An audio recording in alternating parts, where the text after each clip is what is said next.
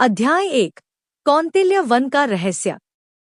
सूरज की किरणें जब कौंतिल्य वन के ऊंचे ऊंचे साल और देवदार के पेड़ों से छनकर धरती पर पड़ती तो लगता जैसे पूरा जंगल स्वर्णिम रंग में रंग गया हो।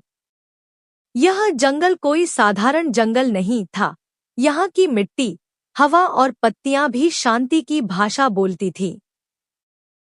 पक्षियों की चहचहाहट और दूर बहती नदी की कलकल ध्वनि यहाँ के वातावरण को एक दिव्य स्वरूप देती थी।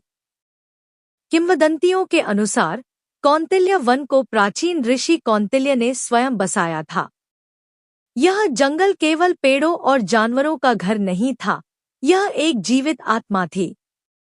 इसकी सीमाओं के भीतर कई रहस्य छुपे थे, जिनमें से कुछ को कोई नहीं जानता था और कुछ को जानने का साहस किसी ने किया ही नहीं।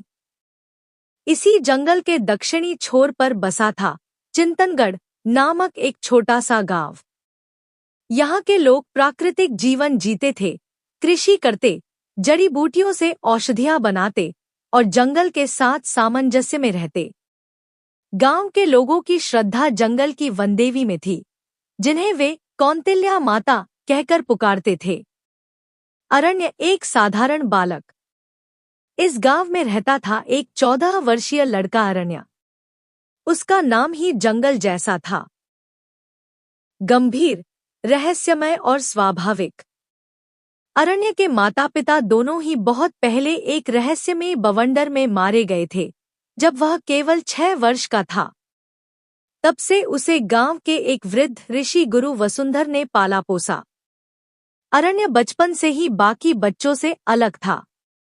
वह घंटों पेड़ों से बातें करता, नदियों के किनारे बैठकर उनके बहाव को देखता और चांद की रोशनी में जंगल की आवाजें सुनने का प्रयास करता।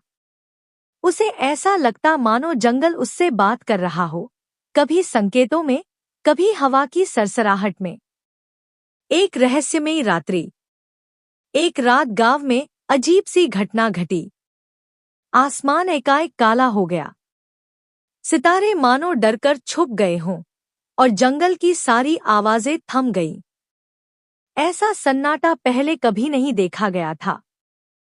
फिर अचानक जंगल के उत्तर की ओर से एक तेज गर्जना सुनाई दी, मानो कोई विशाल प्राणी कराह रहा हो।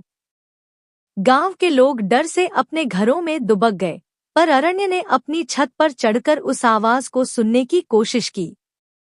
उसे साफ साफ लगा कि किसी ने पुकारा, अरण्य। अगले दिन सुबह गांव का सबसे बूढ़ा आदमी महायाज्ञवल्क्य ने सभा बुलाई। उनका चेहरा चिंतित था और उन्होंने कहा, समय आ गया है। वह छाया लौट आई है जिसकी भविष्यवाणी कई शताब्दियों पहले की गई थी। प्राचीन भविष्यवाणी। महायाज्ञवल्क्य गांव के मंदिर में ले गए, जहां एक पुरानी शिला रखी थी, कौंतिल्य ग्रंथि। इस पर अंकित था, जब काले नक्षत्र की छाया धरती पर पड़े और वन मौन हो जाए, तब एक वानरहृदय बालक कौंतिल्य की आत्मा से जुड़ वन का रक्षक बनेगा। गांव के लोग चौंक गए। वे विस्पर्स करने लगे, क्या अरण्य वही बालक है? गुरु वसुंधर ने सिर झुकाकर कहा, हाँ, वही है। अरण्य अवाक रह गया। उसे तो कभी पता ही नहीं था कि वह किसी भविष्यवाणी का हिस्सा है। लेकिन उसके भीतर कोई हलचल जाग उठी, एक अप्रभाषित आकर्षण, एक पुकार। जंगल की आत्मा का स्पर्श। उस रात अरण्य को सपना आया। वह सपने में जंगल के सबसे गहरे हिस्से में पहुंचता है, जहां एक स्वर्णिम प्रकाश से घिरी महिला खड़ी होती है। उनकी आंखें पूरे ब्रह्मांड की गहराई लिए होती हैं। अरण्य, वह कहती है, तू केवल एक बालक नहीं, तू इस वन की आत्मा से जुड़ा हुआ है। तुझे इसकी रक्षा करनी है, क्योंकि अंधकार लौट आया है। अरण्य घबरा जाता है, पर मैं तो कुछ भी नहीं जानता। जानता है, देवी मुस्कुराती है, बस विश्वास कर। समय आने पर सब सामने आएगा। और तभी अरण्य की नींद खुल जाती है। पर उसके हाथ में कुछ है, एक चमकदार हरे रंग की पत्ती जो गर्म और जीवित लग रही थी। यह सपना नहीं था, यह एक संकेत था।